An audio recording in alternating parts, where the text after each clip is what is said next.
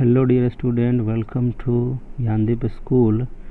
Today I am going to teach you the history of class 7 and the first chapter name when, where and how.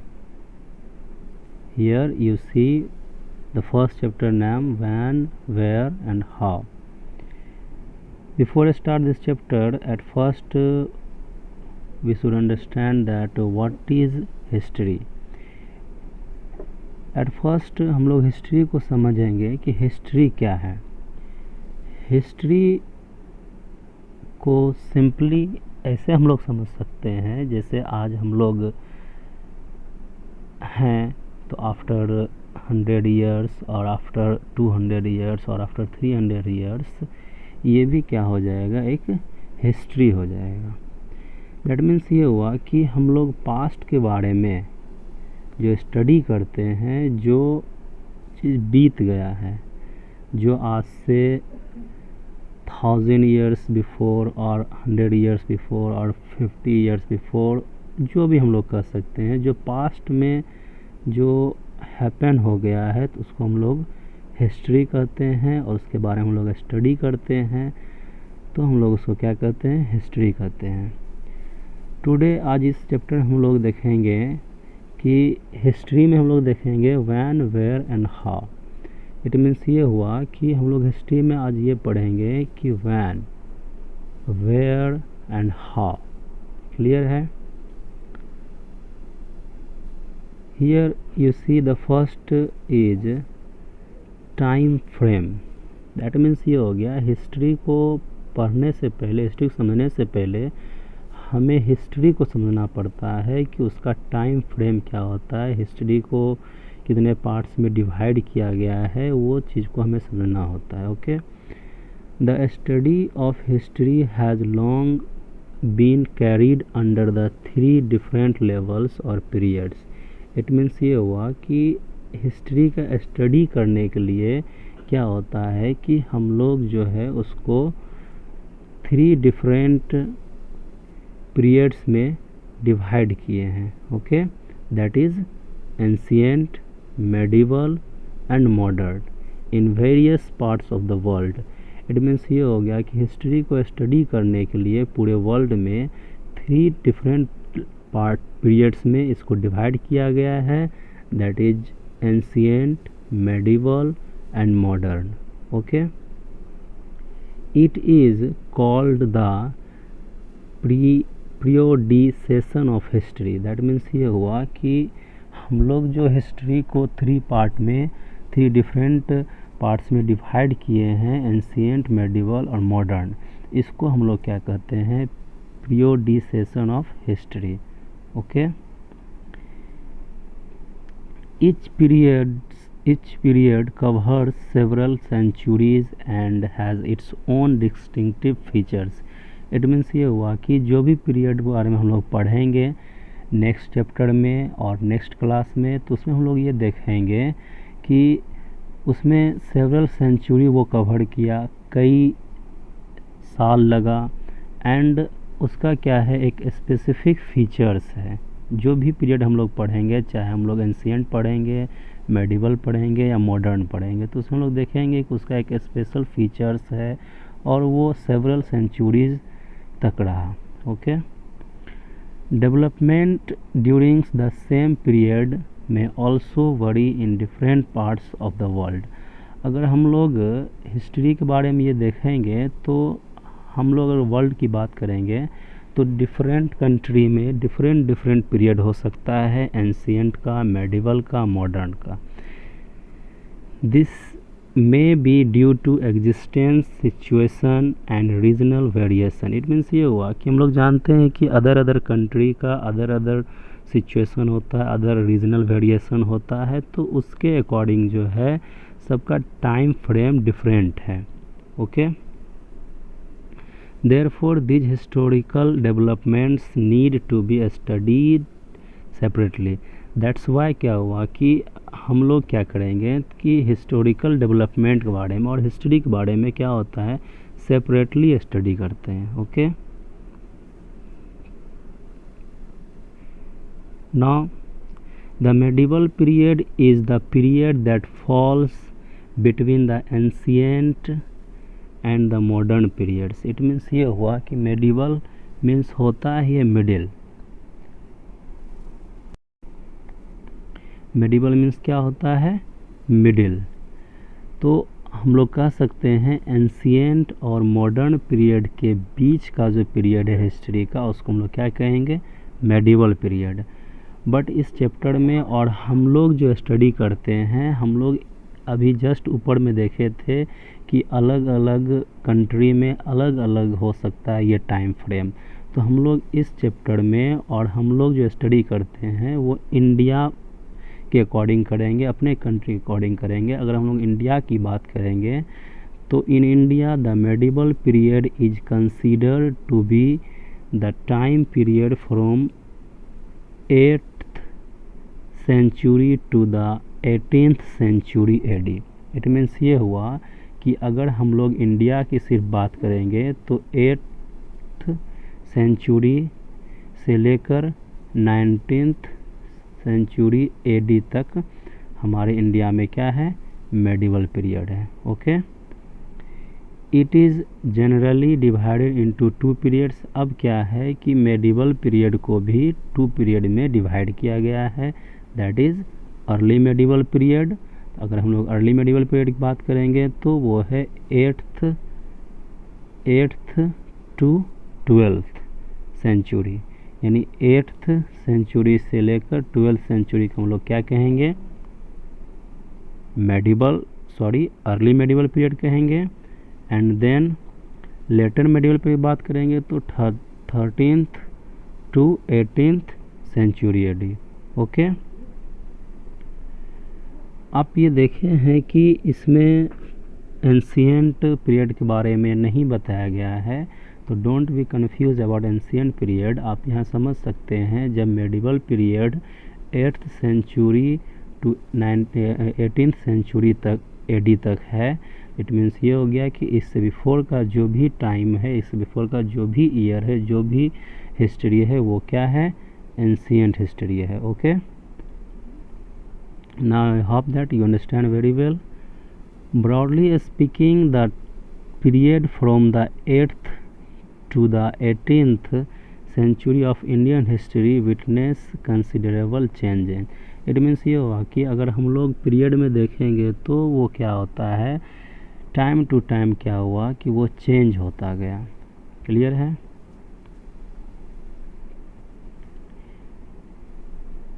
In the early medieval period, अगर early medieval period के बारे में देखेंगे तो इसमें क्या है, बहुत डिफरेंट डायनेस्टीज़ रूल ओवर किया हमारे कंट्री में.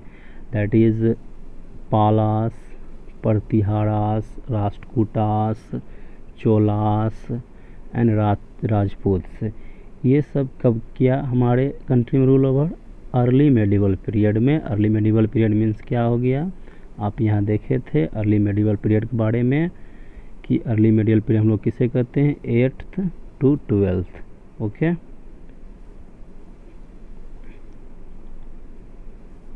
एंड लेटर मेडिवल पीरियड के बारे में अगर हम लोग देखेंगे तो उस समय जो डायनेस्टीज़ रूल ओवर की हमारे कंट्री में, that is Turkish, Delhi sultanate and various regional kingdoms and the Mughal largely dominated the fate history. It means ये हुआ कि लेटर मेडिवल पीरियड में तुर्कीज हमारे कंट्री में रूल ओवर किया, दिल्ली सल्तनत किया, जिसमें कि हम लोग जानते हैं जैसे कुतुबुद्दीन ऐबक, और भी बहुत डिफरेंट अलग अलग किंग आया, जैसे बलबन और भी किंग आया. ओके. और रीजनल किंगडम्स भी इस पीरियड में रूल ओवर किया एंड मुगल्स भी किया. Okay, I hope that you understand very well about time frame. I would like to repeat once again.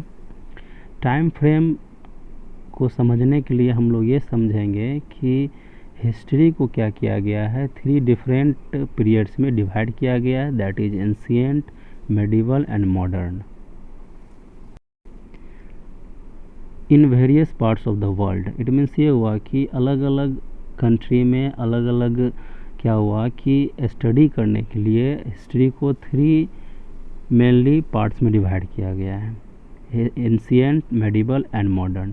But अगर हम लोग अलग अलग कंट्री की बात करेंगे तो अलग अलग कंट्री में एंशिएंट पीरियड और मेडिवल पीरियड और मॉडर्न पीरियड का टाइम फ्रेम जो है वो डिफ़र करता है। ओके, सो बिकॉज़ कि हम लोग क्या करते हैं कि यहाँ पर हम लोग अपने कंट्री की बात करते हैं, क्योंकि हम लोग इंडिया में हैं तो हम लोग इंडिया के अकॉर्डिंग हम लोग पढ़ेंगे। तो हम लोग जब अगर इंडिया के अकॉर्डिंग देखेंगे तो अगर हम लोग एंशिएंट पीरियड के बारे में बात करेंगे तो 8th century before, 8th century AD before का जो भी पीरियड है वो क्या है, एंशिएंट पीरियड है। ओके, बट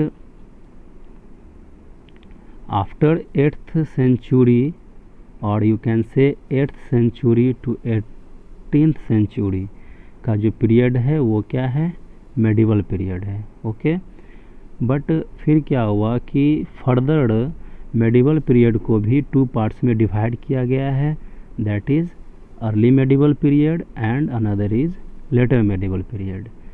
तो अर्ली मेडिवल पीरियड का अगर हम बात करेंगे तो 8th to 12th सेंचुरी का जो पीरियड है वो क्या है, अर्ली मेडिवल पीरियड है। एंड लेटर मेडिवल पीरियड की बात करेंगे तो लेटर मेडिवल पीरियड में आ जाता है 13th century to 18th century. Okay, I hope that you understand. Now salient features of medieval period. अब हम लोग स्पेशली मेडिवल पीरियड के बारे में देखेंगे कि मेडिवल पीरियड में इसका क्या इम्पोर्टेंस है, इसका मेनली क्या फीचर्स है, इसमें क्या क्या हुआ, उसको हम लोग देखेंगे। और मेडिवल पीरियड इतना ज़्यादा इम्पोर्टेंट क्यों है स्टडी करना। Okay, during this 1000 years the societies of the subcontinent were transformed and economics in several regions reached a level of prosperity. The changes were somewhat distinct from the earlier phase.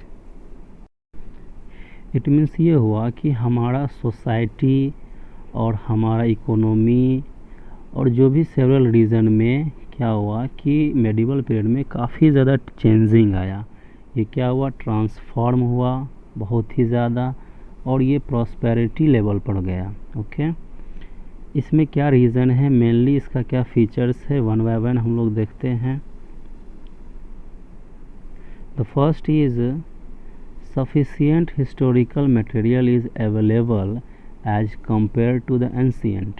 अगर हम लोग ancient period की बात करेंगे तो ancient period में क्या है, सफिशिएंट मटेरियल नहीं होता है हिस्टोरियंस के लिए हिस्ट्री के बारे में स्टडी करने के लिए। अगर हम लोग उस समय की बात देखेंगे तो उस समय का लिटरेरी सोर्सेज भी नहीं है और ज़्यादातर हम लोग डिपेंड रहते हैं आर्कोलॉजिकल सोर्स पे। बट अगर हम लोग मेडिवल पीरियड की बात करेंगे तो मेडिवल पीरियड में क्या है, सफिशिएंट हिस्टोरिकल मटेरियल्स हमें अवेलेबल होता है, जिससे क्या होता है कि हम लोग हिस्ट्री के बारे में और मेडिवल पीरियड के बारे में अच्छी तरह से स्टडी कर पाते हैं in compare to ancient period. Okay, and the second is the rise of the bhakti and the Sufi movement. आप भक्ति मूवमेंट एंड सूफी मूवमेंट के बारे में सुने होंगे। Bhakti movement is related to Hindu religion and Sufi movement is related to Islam. इस time में क्या हुआ कि भक्ति मूवमेंट को थोड़ा सा मैं आपको बता देता हूँ। भक्ति मूवमेंट और सूफी मूवमेंट, भक्ति मूवमेंट और सूफी मूवमेंट दोनों सेम चीज़ था। भक्ति मूवमेंट का एक छोटा सा मैं समझाने के लिए बता देता हूँ और सूफी मूवमेंट दोनों सेम है। सिर्फ ये है कि भक्ति मूवमेंट हिंदू रिलीजन में से बिलोंग करता है और सूफी मूवमेंट इस्लाम से बिलोंग करता है। तो इसमें क्या है, भक्ति मूवमेंट में और सूफी मूवमेंट में ये हुआ कि जो हमारे सोसाइटी में जो भी सोशल इविल्स था, जो भी बुराइयां था, उसको मेनली ख़त्म करने के लिए ये मूवमेंट स्टार्ट किया गया था। तो ये सभी जो हुआ था मेडिवल पीरियड में ही हुआ था, तो इसीलिए मेडिवल पीरियड ज़्यादा इम्पोर्टेंट हो जाता है। ओके,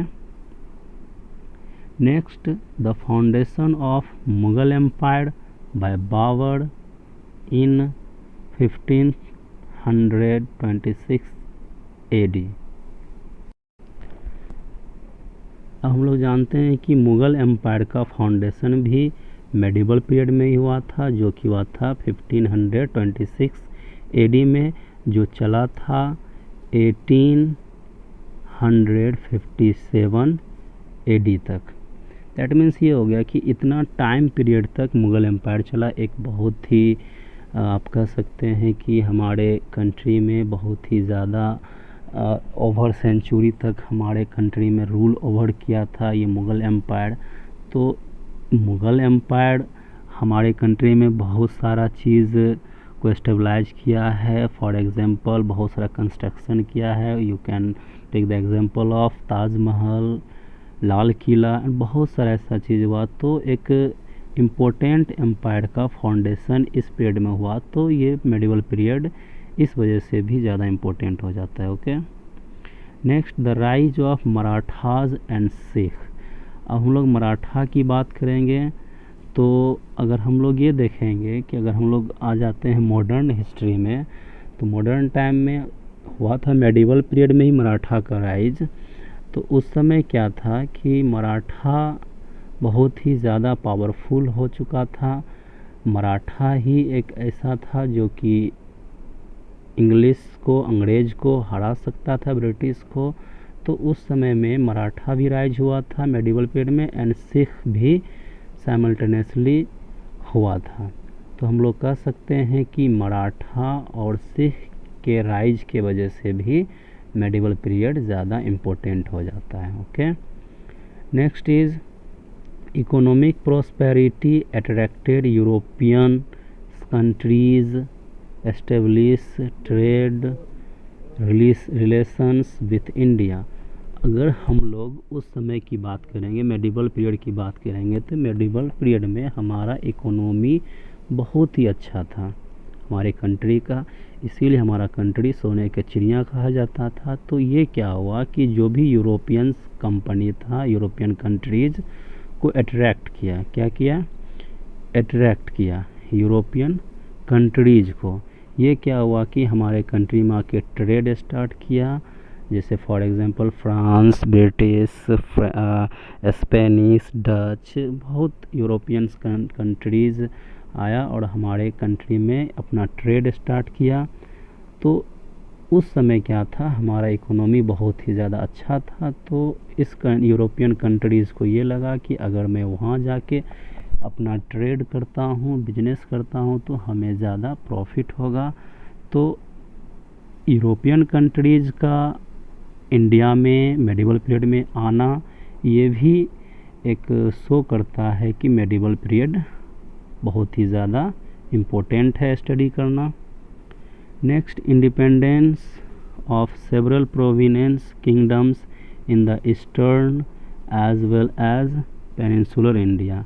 अगर हम लोग जब हिस्ट्री को और डिटेल में पढ़ेंगे तो और आगे चैप्टर में जब हम लोग देखेंगे तो अलग अलग जो प्रोविंस था, क्योंकि होता था क्या, जो भी एम्पायर, जैसे अगर मुग़ल का एग्जांपल ले लें तो मुग़ल जहाँ से रूल ओवर करता था, तो वो अगर दिल्ली से रूल ओवर करता था, तो अदरवाइज जो भी किंगडम को, जो भी एरिया को, जो भी रीजन को वो अगर जीतता था तो वो उसका प्रोविंस कहलाता था। तो वहाँ क्या होता था कि एक किसी को बना दिया जाता था तो वो वहाँ रूल ओवर करता था। बट क्या हुआ, आफ्टर सम टाइम्स वहाँ के जो भी था तो वो खुद को इंडिपेंडेंस कर लिया।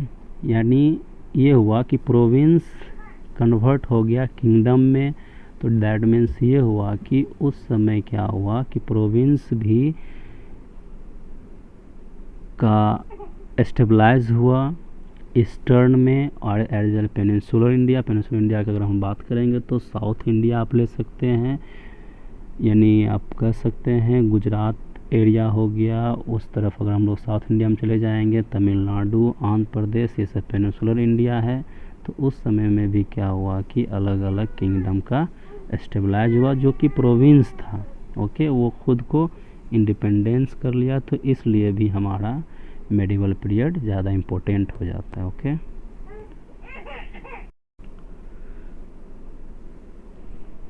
Now next is term used for Indian सब कॉन्टिनेंट। इट मीन्स अब हम लोग ये देखेंगे इंडियन सब कॉन्टिनेंट के लिए डिफरेंट डिफरेंट नाम यूज किया जा रहा था हिस्ट्री और बिफोर टाइम में। The Indian subcontinent has been distinct geographical unit. It comprises of 6 other countries. अगर हम लोग इंडियन सब कॉन्टिनेंट की बात करेंगे तो India and other countries 6 other countries को कंबाइन करके वो इंडियन सब कॉन्टिनेंट आज भी हम लोग कहते हैं और दैट टाइम भी कहा जाता था। That is Afghanistan, Pakistan, Nepal, Bangladesh, Bhutan and Myanmar.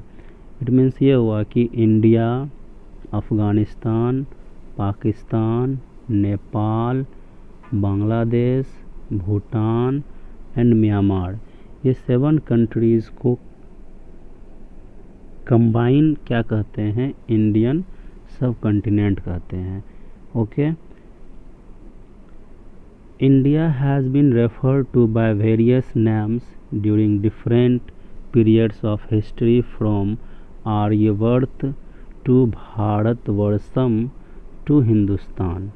It means ये हुआ कि इंडिया को डिफरेंट डिफरेंट नाम से जाना जाता था हिस्ट्री में, जैसे अलग अलग पीरियड में, जैसे किसी समय आर्यवर्त नाम से जाना जाता था, किसी समय भारतवर्षम नाम से जाना जाता था और यू कैन से भारतवर्ष, और किसी टाइम हिंदुस्तान नाम से जाना जाता था। ओके, तो इस टॉपिक में हम लोग यही देखेंगे कि इंडिया को डिफरेंट डिफरेंट नाम से जाना जाता था।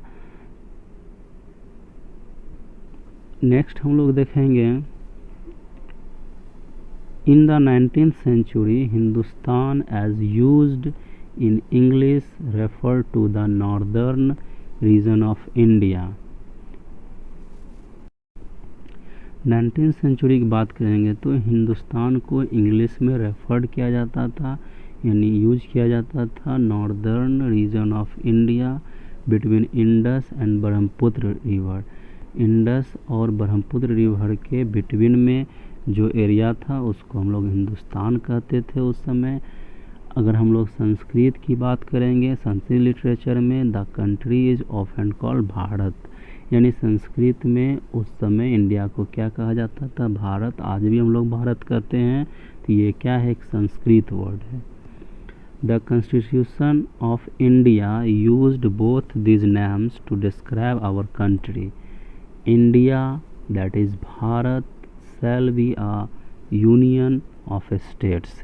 इट मीन्स ये हुआ कि हमारा कॉन्स्टिट्यूशन भी 2 नाम को यूज़ करता है। आप याद रखेंगे कि हिंदुस्तान हमारे कॉन्स्टिट्यूशन में नहीं है, हमारे कॉन्स्टिट्यूशन में इंडिया और भारत नाम इंक्लूड है और इसे हम लोग क्या कहते हैं, union of states. Now once again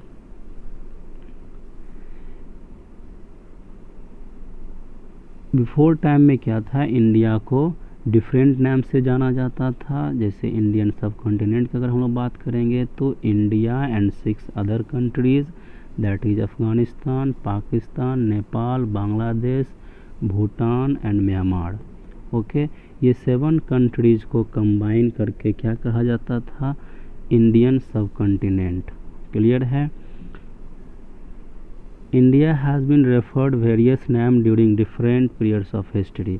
अगर हम लोग डिफरेंट टाइम में देखेंगे हिस्ट्री में तो इंडिया को डिफरेंट डिफरेंट नाम जाना जाता था, that is Aryavarta, Bharatvarsham and Hindustan. Okay, clear है। I hope that you understand very well. Now next is influence of geography of history.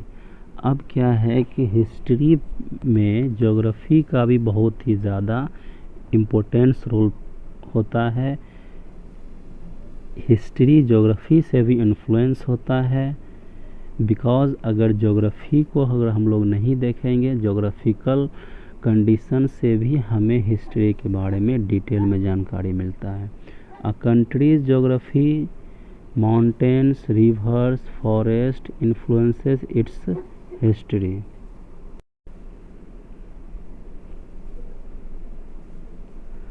Now we cannot understand the history of any country without knowing its geography.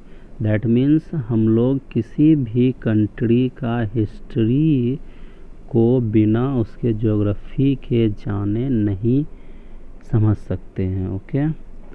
India comprises of 5 broad geographical divisions. आप before class में study किए होंगे. Before class में आप study किए होंगे कि India को 5 जोग्राफिकल डिवीजन्स में डिवाइड किया गया है. That is Himalayas, Indo Gangetic plains, Thar desert, Deccan plateau and peninsular coast. That means ये हो गया कि इंडिया को 5 फिजिकल डिवीज़न में डिवाइड किया गया है. इसके बारे में आप बिफोर क्लास में स्टडी अच्छी तरह से कर चुके हैं. During the medieval period we find that the desire to control the rivers and the land between 2 rivers such as the Ganga and the Yamuna or Godavari, Tungabhadra led to many wars between various powers.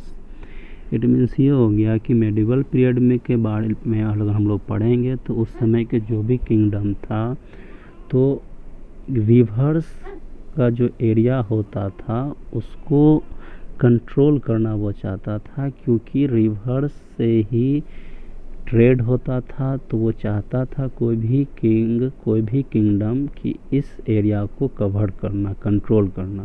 तो इस area को control करने के लिए क्या होता था कि अदर किंगडम्स में बहुत ज़्यादा वार होता था. Okay. The discovery of gold and diamonds led to tussle in the Golconda region, which produced an amazing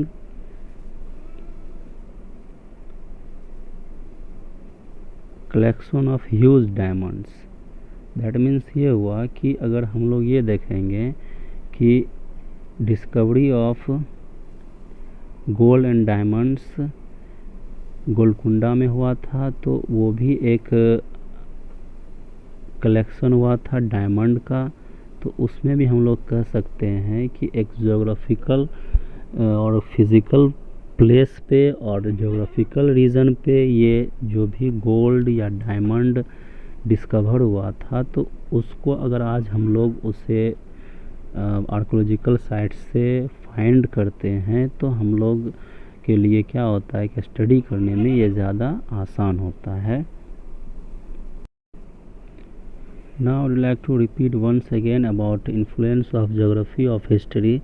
Geography of history, it means history पे geography का influence होता है. That means ये हुआ किसी भी country का history को हम लोग without उसके geography को जानने नहीं समझ सकते हैं. It means ये हुआ कि जो भी आर्कोलॉजिस्ट होता है किसी भी country के geographical रीजन में वहाँ डिग करता है तो वहाँ कई तरह का एविडेंस मिलता है, जिससे जैसे गोल्ड मिलता है, डायमंड मिलता है, कॉइन्स मिलता है, जिससे क्या होता है उस कंट्री का या उस पार्टिकुलर रीजन के बारे में हम लोग अच्छी तरह से स्टडी कर पाते हैं. ओके.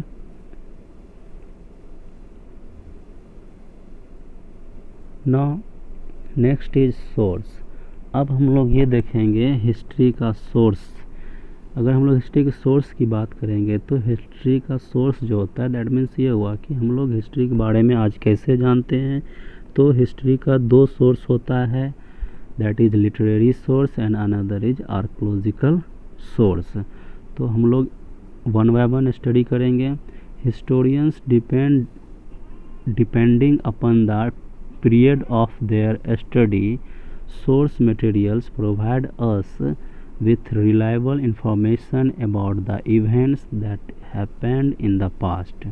That means ये हुआ कि जो भी सोर्स हमें मिलता है, चाहे वो लिटरेरी सोर्स हो या आर्कोलॉजिकल सोर्स हो, उससे क्या होता है कि हम लोग उस समय के इवेंट्स के बारे में, हिस्ट्री के बारे में श्योरली जान जाते हैं कि उस टाइम क्या हुआ था. The medieval period has good examples of written records of history which give us a better insight into the period।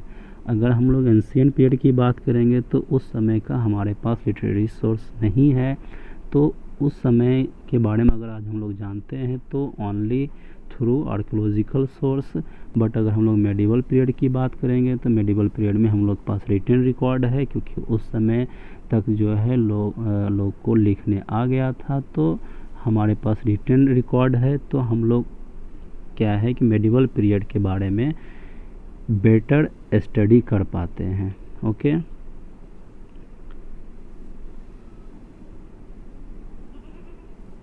Now literary source. अब हम लोग लिटरेरी सोर्स के बारे में देखेंगे कि लिटरेरी सोर्स क्या होता है।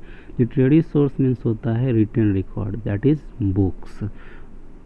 उस टाइम पीरियड में जो भी स्कॉलर्स थे या जो भी उस समय के नॉलेजेबल पर्सन थे किसी भी किंग के कोर्ट में, तो वो क्या होता था उस टाइम पीरियड के बारे में लिखता था, तो वही हमारे लिए क्या है लिटरेरी सोर्स है। लिटरेरी मीन्स होता है बुक्स यानी रिटन रिकॉर्ड।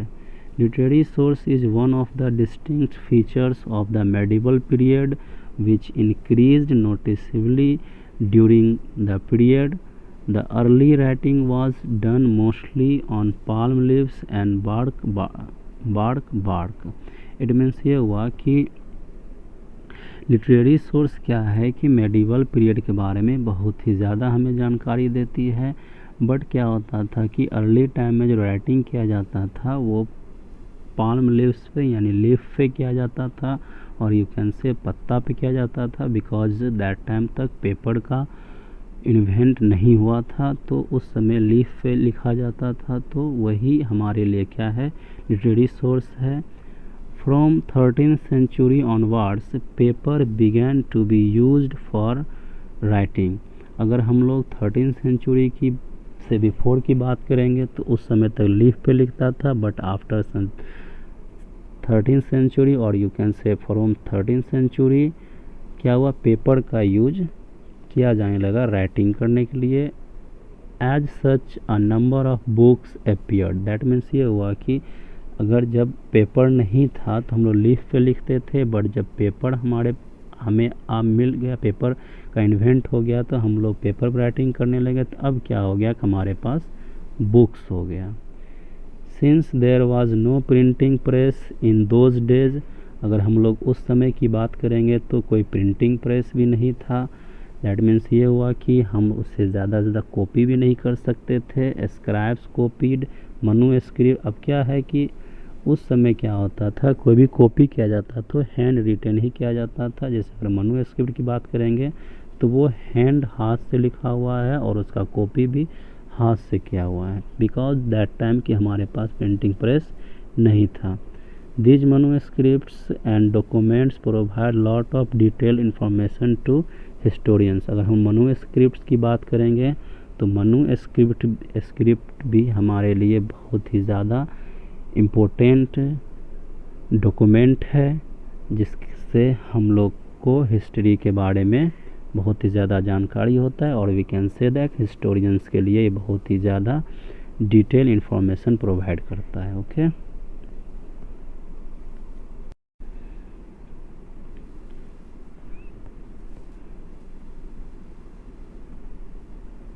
नाउ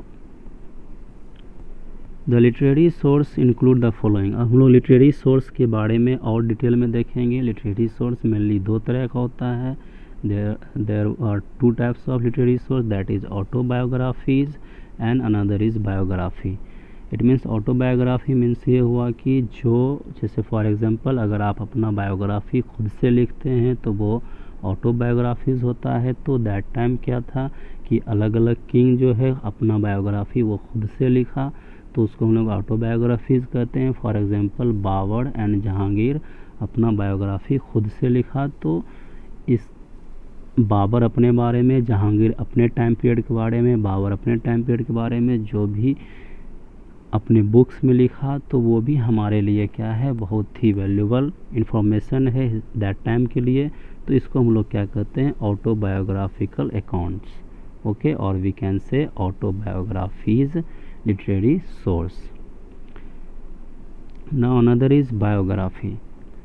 बायोग्राफी क्या होता है कि जैसे आपके बारे में कोई अदर राइटर अगर लिखता है तो उसको हम लोग बायोग्राफी कहते हैं। जैसे अगर दैट टाइम की बात करेंगे तो कल्हन एक बुक्स लिखा था 12th सेंचुरी में जिसका नाम है Rajatarangini, which is an account of the rulers of Kashmir, यानी कश्मीर में उस समय दैट टाइम में जो किंग रूल ओवर कर रहा था तो उसके टाइम पीरियड के बारे में कल्हन एक बुक्स में मेंशन किया। उस बुक का नाम क्या है, राज तरंगिनी, और ये क्या हुआ, बायोग्राफी हुआ, बिकॉज कि उस रूलर्स के बारे में कल्हन लिखा यानी अदर पर्सन लिखा तो इसको हम लोग बायोग्राफी कहेंगे। तो आज हिस्टोरियंस इस बुक से भी उस टाइम पीरियड के बारे में डिटेल में जानकारी मिल जाता है। Okay, now next is Prithviraj Raso Chand Bardai. अगर पृथ्वीराज रासो की बात करेंगे वो चंद्रवरदाई द्वारा लिखा गया था। और also historical accounts of medieval age. अगर पृथ्वीराज रासो के बारे में बात करेंगे तो पृथ्वीराज चौहान जो रूलर्स था किंग था उसके बारे में ये बुक्स है।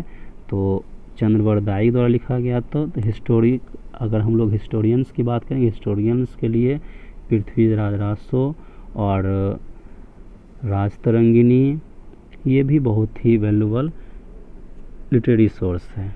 ओके, अभी तक हम लोग देखे थे अपने कंट्री के बारे में, यानी जो भी राइटर्स जो भी उस समय के स्कॉलर्स थे तो वो हमारे कंट्री का था। बट अब हम लोग देखेंगे important foreign travellers. That means ये हुआ कि उस समय भी अलग अलग कंट्री के स्कॉलर्स होते थे, जैसे फ्रॉम चाइना और सऊदी अरबिया से फॉरेन ट्रेवलर्स आता था। तो उस समय के अपने जो भी टाइम में वो आता था उस टाइम पीरियड के बारे में लिखता था। तो उसके बुक से भी हमें और हिस्टोरियंस को हिस्ट्री के बारे में बहुत ही ज़्यादा जानकारी मिलती है। Some of the most important accounts of the medieval India are provided by the visiting foreigners. अगर हम लोग मेडिवल इंडिया के बारे में बात करेंगे तो उस समय जो भी फॉरेनर्स आया तो वो भी हमारे लिए बहुत ही ज़्यादा इम्पोर्टेंट इंफॉर्मेशन प्रोवाइड करता है। अगर हम लोग फॉरेनर ट्रैवलर में देखेंगे तो इस्लामिक अकाउंट्स दैट मीन्स जो सऊदी अरबिया की तरफ से आया था और यू कैन से कि इस्लामिक कंट्रीज़ जो भी स्कॉलर्स आया और यू कैन से ट्रैवलर्स आया तो उसको हम लोग इस्लामिक अकाउंट्स कहेंगे। Travellers from abroad, abroad means होता है foreign, give us interesting information regarding the political social economic condition in medieval India. It means ये हुआ कि ट्रैवलर्स जो भी एब्रॉड से आया फॉरेन से आया तो वो भी इंटरेस्टिंग इंफॉर्मेशन हमें प्रोवाइड करता है उस टाइम पीरियड के बारे में, उसके पॉलिटिकल टाइम पीरियड के बारे में, सोशल इकोनॉमिक कंडीशन के बारे में that time medieval period medieval India. अगर हम लोग ट्रैवलर्स का एग्जांपल्स लेंगे तो Al-Biruni's account of India during Sultan Mahmud Ghazni conquest in his Kitab al-Hind is considered to be the finest foreign account of medieval India. That means ये हो गया अल-बरूनी एक बुक लिखा जिसका नाम है किताबुल हिंद जो महमूद गजनी के साथ इंडिया आया था। तो उस टाइम पीरियड के बारे में इस बुक में अल-बरूनी ने लिखा, यानी उस टाइम पीरियड में इंडिया का जो भी कंडीशन था, हमारे कंट्री का जो भी कंडीशन था या उस टाइम पीरियड के बारे में जो भी रूलर्स था उसके बारे में वो लिखा। तो ये भी हमारे लिए क्या करता है, बहुत ही फाइनेस्ट इंफॉर्मेशन प्रोवाइड करता है और यू कैन से हिस्टोरियंस के लिए बहुत ही अच्छा इंफॉर्मेशन प्रोवाइड करता है of medieval India. Okay, now next is Marco Polo. Marco Polo passed through some parts of southern India on his way from China to Persia. अगर हम लोग मार्को पोलो के बारे में देखेंगे तो वो चाइना से पर्सिया गया। तो उस वे में जो भी या फिर हमारे कंट्री में वो आया तो उस टाइम पीरियड में जो भी चीज़ उसको वहाँ दिखा तो उस टाइम पीरियड के बारे में वो लिखा, तो उसके बुक्स को भी हम लोग पढ़ के और हिस्टोरियंस उसके बुक को भी देख के उस टाइम पीरियड के बारे में हमें जानकारी मिलती है। Has left a very interesting narration of social manners and customs of south India.